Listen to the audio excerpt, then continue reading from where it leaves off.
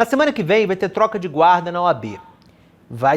Sair o presidente Felipe Santa Cruz, que teve à frente da ordem nos últimos 3 anos, e tudo leva a crer, pelo que já está dado, que o eleito será o advogado Beto Simonetti de Manaus, da seção da OAB em Manaus.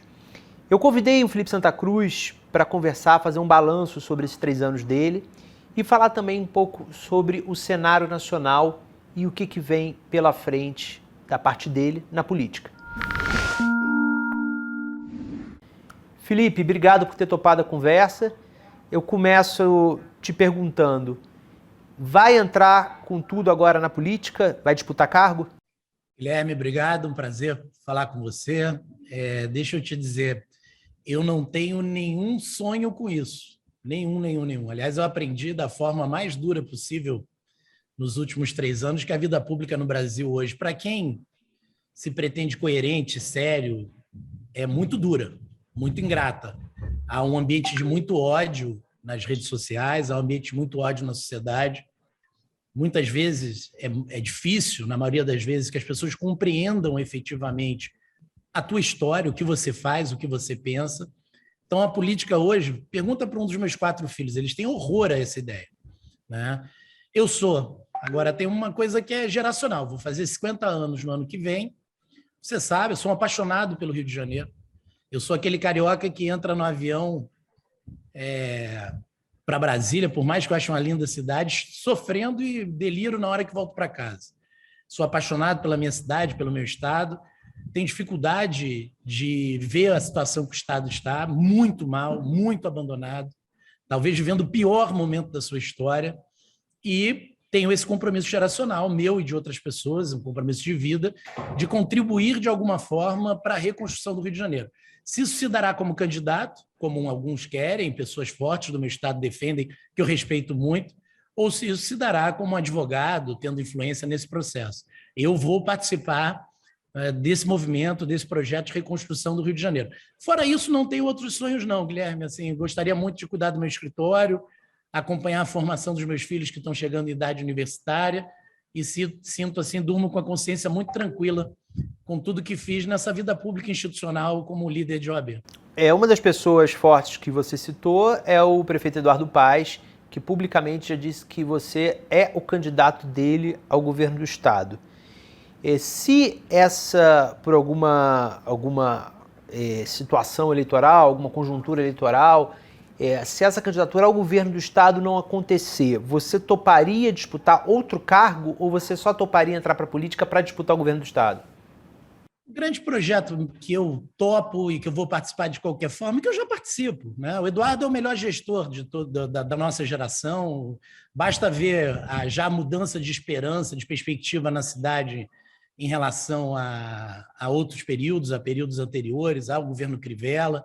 Eu acho que esse esforço tem que ser feito. Também me interessa muito esse modelo que o Eduardo está tocando na prefeitura de atrair quadros jovens muito vocacionados, Ferreirinha, Calero, Pedro, todos, né? Vou aqui citar Chicão, os Sorães, né? Na parte da saúde. O Rio de Janeiro vem avançando e precisa muito avançar. Então, assim, se isso for um projeto de reconstrução do Rio de Janeiro e se achar que o meu nome, como o Eduardo vem dizendo, por uma especificidade do meu nome, né? Pela questão do meu diálogo com o Ministério Público, com o Tribunal de Justiça, com as autoridades policiais, pela capacidade que a gente tem de construir essa pactuação, principalmente na segurança pública. Se meu nome for útil para esse projeto de transformação, eu o colocarei. Agora, eu te digo, volto a dizer, assim, eu não tenho projetos individuais, pessoais com a política, não. E tenho aprendido de forma muito dura no último período que a política, quando bem feita, ela é sacrifício, ela não é bônus, ela não é vantagem, ela é na verdade, um sacrifício não só para você, porque eu tive uma vida dura desde a minha infância, perdi meu pai muito cedo, tive que construir minha carreira, mas eu me preocupo também muito com a exposição que há, principalmente para os nossos familiares, nessa política sem fronteiras que é feita no Rio de Janeiro, sem limite entre o público e o privado. Qual é o seu balanço desses seus 3 anos que você teve à frente da OAB? São anos de muita dificuldade. Assim, eu participei da OAB, por exemplo, eu fui muito próximo ao presidente Marcos Vinícius Furtado Coelho, eu organizei para ele a Conferência Nacional, que foi a maior conferência da história. era muito diferente. O Brasil tinha suas crises, mas eram crises dentro da democracia. Eu, na verdade, fui quase o último presidente da ordem. Quando começa a nossa gestão, nós trabalhávamos contra uma PEC que era 108, que no final ela visava acabar com a OAB, que dizia falso liberalismo, você continua afiliado ou não aos conselhos se quiser, né? A faculdade de estar afiliado ou não. O fim do exame de ordem. Eu cheguei a perder noites achando que eu seria o último presidente da ordem. Logo depois veio essa pandemia terrível, um governo que trabalhou pela morte, né? Defendeu a morte, tentou limitar a lei de acesso à informação, nós derrubamos, tentou se apropriar dos celulares de milhões de brasileiros, nós derrubamos no Supremo, tentou boicotar a competência dos estados e municípios para combater a Covid, a OAB derrubou. Então, acho que foi uma gestão em tempos de crise, de muita anomalia, mas eu durmo muito tranquilo. Eu digo e repito, eu acho que eu durmo mais tranquilo do que o presidente do Conselho Federal de Medicina. Não sei se ele pode dormir com a consciência tranquila que eu durmo. É só fazendo um pouco de contexto aqui. Primeiro, quando você falou dos 4 jovens que estão na prefeitura, ele está se referindo à escolha do Eduardo Paes, de deputados estaduais, deputados federais, jovens que estão recém-entrados na política, né, com exceção do Pedro Paulo, que tem um pouco mais de estrada, e que tanto o Eduardo Paes, diferentes pessoas, dizem que é o que deu frescor, deu novidade à gestão do Paes dessa vez na prefeitura. E agora, sobre o Conselho Federal de Medicina, é por causa da decisão de 2020 sobre a cloroquina, liberando os médicos que quiserem prescrever. Era isso que você estava se referindo, né? Eu acho que nós tivemos dentro da nossa esfera, que é a jurídica, nós tivemos uma conduta de combate ao negacionismo. E muitas vezes ficamos sozinhos. Essa é a verdade. Ainda bem que a OAB tem o prestígio que ela tem, a força simbólica, que essas ações são da OAB, a competência concorrente. Agora, em várias ações eu não pude atuar, eu não posso decidir critérios médicos, eu não posso decidir o que pode ou não pode por medicina, né? Eu posso defender a lei contra o ataque à cultura, eu posso defender as minorias, eu posso defender o meio ambiente. Então, acho que a OAB foi uma gestão de resistência. A palavra é essa. Resistimos. Mais do que o que conquistamos, e conquistamos algumas coisas importantes, é o que impedimos que acontecesse. Qual é a força do bolsonarismo dentro do mundo da advocacia, dentro da OAB? Muito barulho e pouca força concreta. Aí você olhava, eu fui alvo de dezenas de abaixo-assinados, ações para afastamento. Aí você ia ver os números, 500 pessoas, 1.000 pessoas, 1.300.000 advogados. Mas é claro que isso cria uma confusão, uma dificuldade de comunicação, né? Há muita marola nas redes sociais, muita desinformação. Mas a advocacia ela compreende que a OAB e a advocacia brasileira, o que não acontece em outros lugares do mundo, ela tem essa dupla função: defender a sociedade e também defender a advocacia. E por conta disso ela é tão forte, né? Por conta disso ela tem tantas prerrogativas e a entidade, como uma pesquisa já na minha gestão da AMB revelou, é a entidade com 66% de aprovação pela população. Isso por quê? Porque lidera a sociedade civil nessas lutas que são lutas civilizatórias. Eu acho que o que esteve em risco na gestão Jair Bolsonaro está em risco é a civilização, que nós vamos decidir em outubro se o caminho do Brasil é da recivilização ou desse processo anticivilizatório que Bolsonaro comanda. Felipe, você considera que o Bolsonaro está morto? Ele é um candidato que não tem mais nenhuma chance? Não. Eu acho que ele tem chance e te pergunto, quem é o outro candidato que entrega o produto que o Jair Bolsonaro entrega? Que é o ódio, né? O ódio é um superproduto em tempos de crise. As pessoas estão com muito ódio, com muita frustração, são facilmente manipuláveis. Quem é que entrega armamento indiscriminado? Quem é que entrega a cultura do assassinato, do homicídio?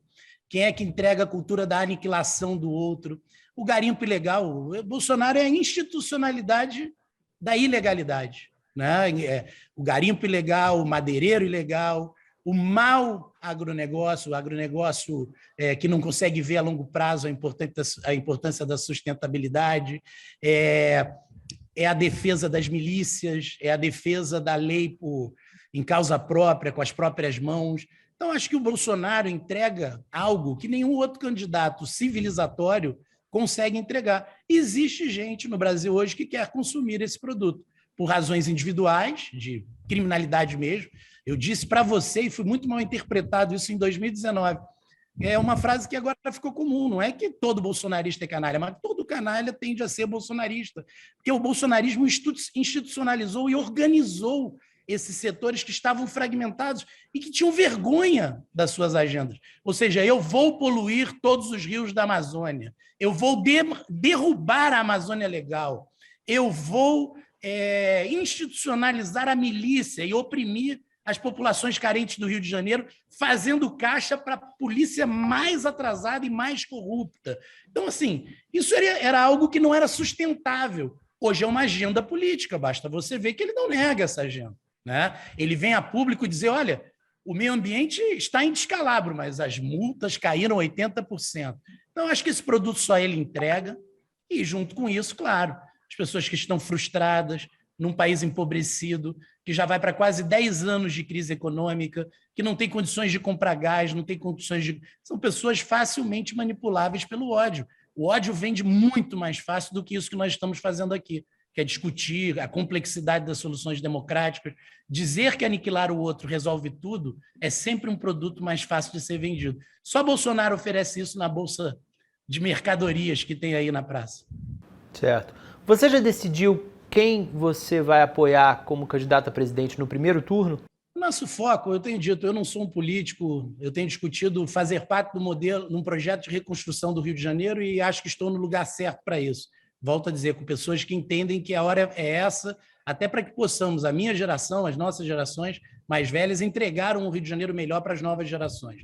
Agora, nacionalmente, eu tenho dividido o campo entre bolsonaristas e sua sublegenda, que é o humorismo. Para mim, é o mesmo projeto autoritário e, de certa forma, ignorante da complexidade da democracia, daqueles que são os projetos democráticos. Dentro do campo democrático, te digo que votarei em qualquer um. Simone Tebet é uma bela advogada, fez um grande papel na CPI da Covid. Rodrigo Pacheco é um dos maiores criminalistas do país, é um democrata. João Dória salvou esse país com a vacina e com a defesa da democracia. Acho que as pessoas não... Só o que o Dória fez com a Coronavac já valeria uma vida. Não uma vida pública, mas uma vida, uma existência, muitas existências.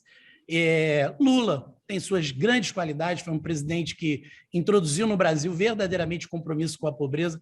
Ciro Gomes é duro, é combativo, mas é um homem que tem suas ideias e devem ser respeitados. Então, acho que todos do campo democrático fazem parte de uma visão de Brasil, de campo civilizatório. Acho que qualquer um que venha vencer para o Brasil será positivo. Na OAB existe, há muitos anos, mas ganhou mais força recentemente, um movimento das mulheres advogadas por querer conquistar mais espaços. Houve até quem pleiteasse que se mudasse o nome de Ordem dos Advogados para Ordem dos Advogados e Advogadas. Como é que você vê esse espaço das mulheres na OAB? O que precisa ser feito ainda de mudança estrutural para que elas se sintam realmente empoderadas dentro da ordem? Acho que já foi feito. É um processo que está em andamento. Nós aprovamos na minha gestão é uma gestão reformista. Todas as chapas da última eleição tinham 50% mulheres e 50% homens, obrigatoriamente. Obrigatoriamente. É paridade absoluta, porque é a paridade do número de inscritos, né, que não se refletia nas lideranças. Então, assim, isso foi uma discussão dura. Foi 14-13 no Colégio de Presidente. O voto de desempate é meu. Eu desempatei usando o voto de Minerva. O que aconteceu? 5 mulheres eleitas presidente. Para você ter ideia, das últimas 2 gestões, uma não tinha nenhuma mulher e na outra apenas uma. Nessa elegemos 5. Em toda a história da OAB, 91 anos, nós elegemos 10. 50% nós conseguimos numa única eleição. É uma eleição reformista, uma entidade muito mais democrática. Isso é fruto da luta das mulheres e dos homens que compreendem essa luta, entre os quais, muito, muito orgulhosamente, eu me incluo, e acho que esse papel ninguém tira da nossa gestão e da coragem que tivemos com esse debate. A mesma coisa a cota racial. 1.300.000 advogados, cada vez mais heterogênea a nossa classe, não é mais a classe dos oriundos de Coimbra, né, como se uma visão elitista da advocacia, e nós já, nessa eleição, 30% para negros e pardos, e acho que esse debate também vai se aprofundar. Tenho certeza que a entidade que eu deixo é uma entidade muito mais democrática do que a que eu recebi. Existe uma preocupação na OAB em relação ao que o Bolsonaro pode vir a fazer esse ano, um questionamento do resultado das urnas, insistir com a coisa do voto impresso? Vocês têm essa preocupação com uma turbulência eleitoral eventualmente gerada pelo Bolsonaro? Guilherme, você vai lembrar disso. Um dia que contarem a história desse tempo, vão lembrar da aliança institucional que houve entre a imprensa livre, o legislativo, o judiciário, a ordem dos advogados, na defesa das instituições e das liberdades. Eu digo, tenho preocupações? Eu tenho. Mas preocupações maiores eu tinha em janeiro e fevereiro de 2019. O bolsonarismo com 70% e usando uma máquina de ódio desconhecida na história da humanidade. Primeiro, para aniquilar a credibilidade dos jornalistas, em especial das mulheres, depois para destruir a OAB, e num segundo, terceiro momento para atacar o legislativo e o judiciário. Forte foi a resistência. Muitas vezes não, talvez o que se escreva sobre esse tempo não é o que conquistamos, mas o que impedimos.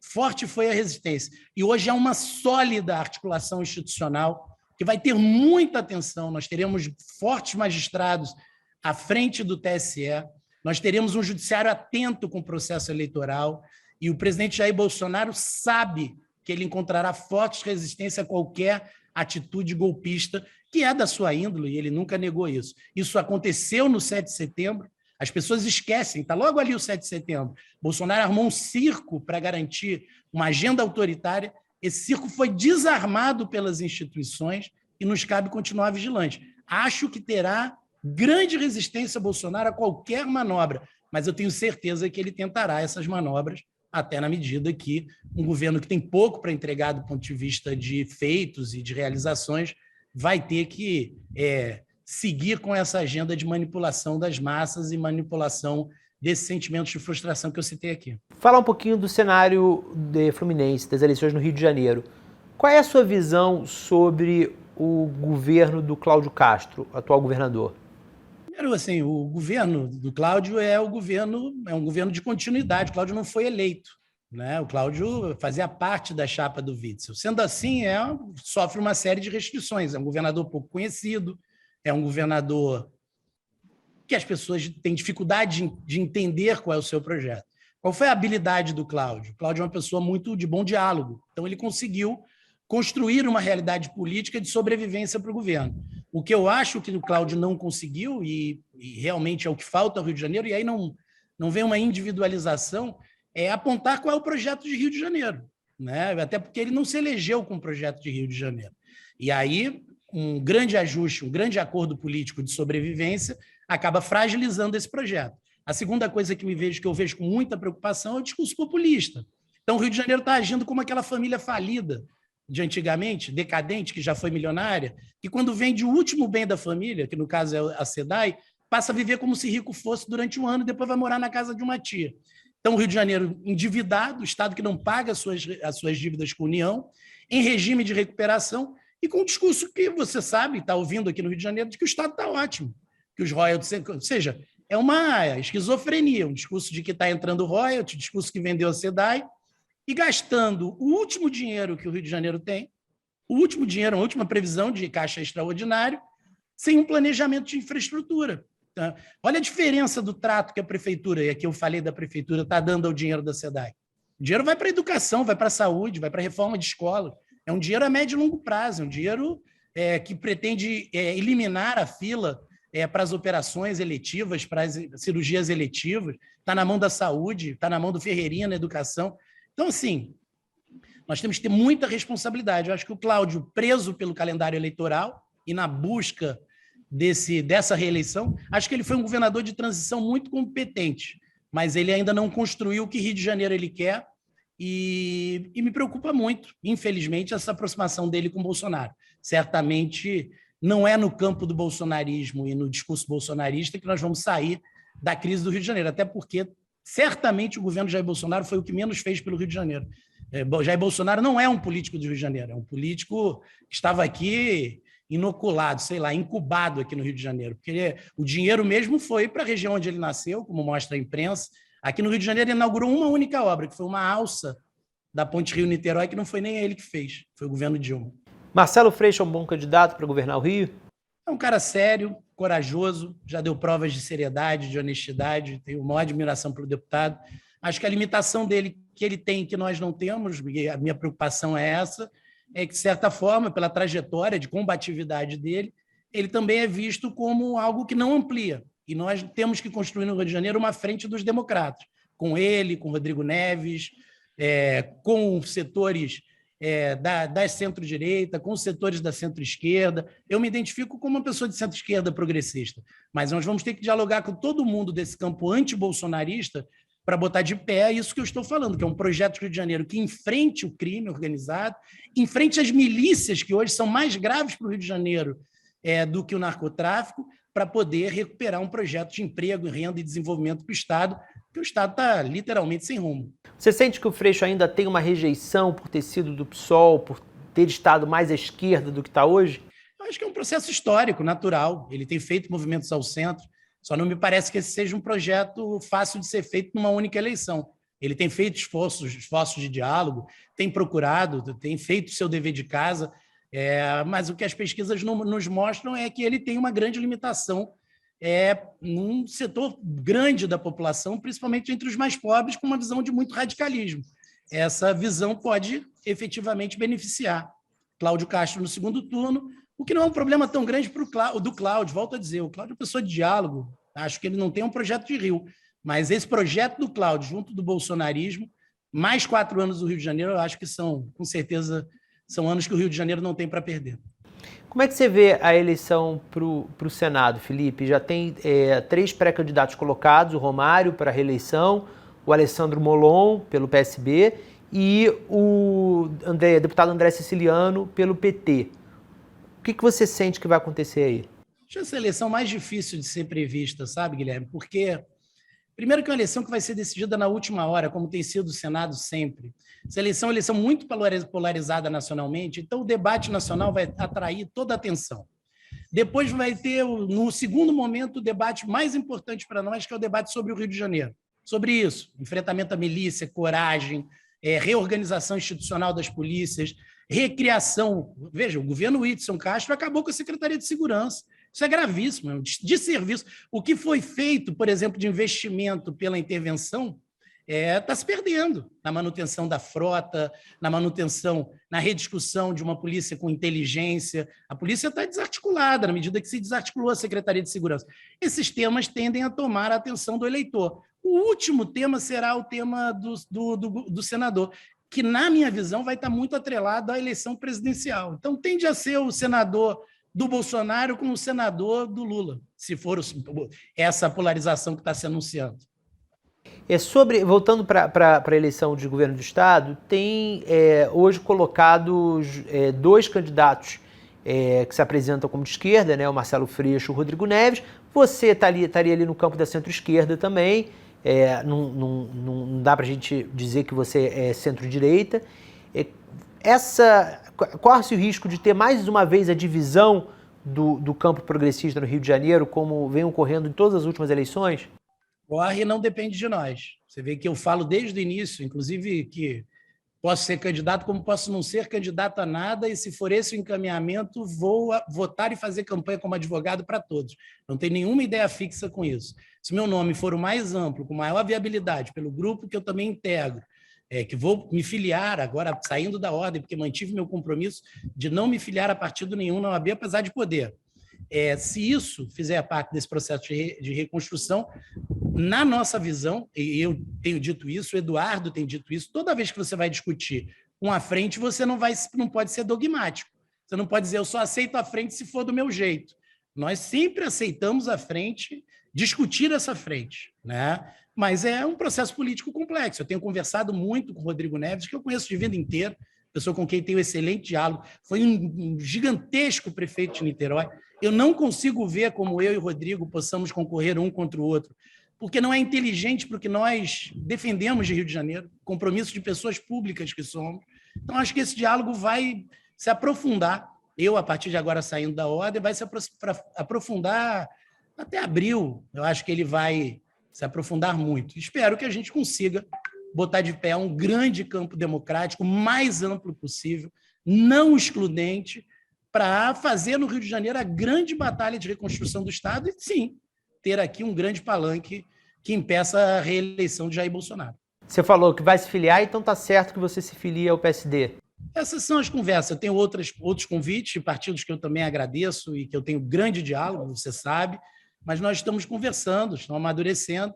A tendência é que eu siga, até pela proximidade, a posição do Eduardo, né? Mas também há a possibilidade, há outras conversas, de atrairmos um número maior de partidos para esse campo. As coisas estão muito embrionárias ainda. Mas a decisão é agora, né? Você tem que decidir até março. Eu digo, até março as coisas vão... O que na política é uma eternidade. Nosso Francisco Dornelles ensina, mas quando era vice-governador ensinava muito, que em política, se você tem 60 dias, deve usar os 60 dias. Você não deve fazer no primeiro dia do prazo. Paciência. Felipe, qual conselho você daria para o seu sucessor na OAB? Coragem. Eu acho que a OAB tem que ter coragem. A gente não pode comprar as pautas. Se eu fosse comprar a pauta que queria a opinião pública em janeiro de 2019, e por isso eu sou hoje um defensor ardoroso da não reeleição, Guilherme. Eu acho que o sujeito eleito para um cargo, ele tem que ter coragem de fazer as rupturas desse cargo. Acho que um dos grandes danos da vida democrática no Brasil são as concessões que são feitas pelo processo eleitoral, né? Pela reeleição, pela perseguição da reeleição. Então, tem que ter coragem, independência, agir dentro dos 3 anos conforme manda o nosso estatuto, né? A defesa da democracia, das minorias, a coragem da independência e fazer É uma corrida de revezamento, né? A gente corre 100 metros com toda energia e entrega o bastão para o próximo. Eu hoje sou um adepto, sabe? Eu acho que seria uma grande reforma constitucional se acabasse com a reeleição para governador, se acabasse com a reeleição para presidente, até se discutisse talvez um mandato novo de 5 anos, porque isso daria coragem para os avanços institucionais que nós temos que botar de pé. O problema do Rio de Janeiro, por exemplo, não é de heróis, nem de arranjos políticos. Nós temos que reestruturar o Estado, institucionalmente. Está desmoronando e desmoralizado. Isso exige um sacrifício, inclusive em face da opinião pública, que muitas vezes uma pessoa perseguindo a reeleição não tem coragem de fazer, né? Porque tem que atender os interesses conjunturais. É hora de governos disruptivos, esse termo está meio batido, mas parte disso é sair dessa lógica política da perpetuação. Felipe, muito obrigado, boa sorte nos últimos dias de OAB e bom trabalho na próxima fase da tua carreira. Obrigado, Guilherme. Obrigado por tudo. Ficamos aí em contato. Valeu.